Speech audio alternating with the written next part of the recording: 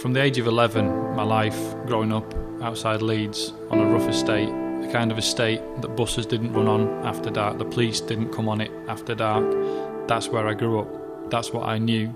I got into crime at a really early age. I got into drugs at a really early age.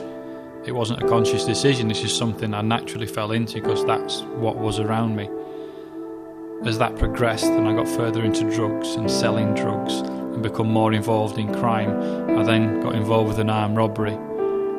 When the police eventually caught up with me and they came with the armed response units and the dog units, and I was eventually arrested for my part in the armed robbery, I knew that I was going to go away for quite a while. In the end, I received 5.5 years for my part and for my crimes. And it was while serving that sentence that the violence continued until I landed up at a prison called HMP Wolds near Hull. And there I did an Alpha course. I went because it was a skive. I went because you got out of your cell, and I went because there was free coffee and free biscuits. But when I got there, the message hit me, and it hit me hard.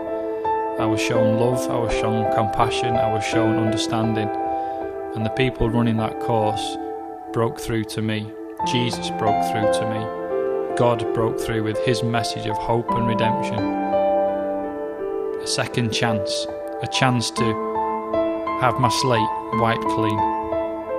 And I took it with both hands.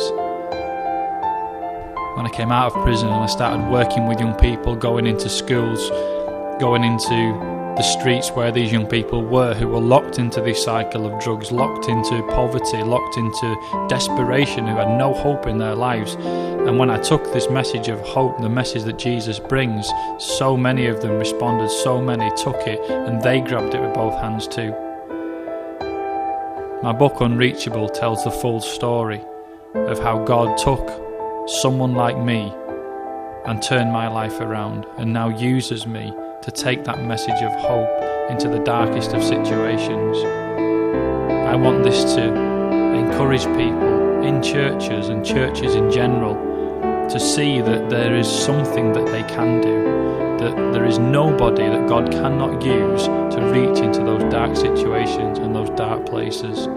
Everybody has a calling from God on their life to go and be a bearer of the light and take it into these darkest of situations.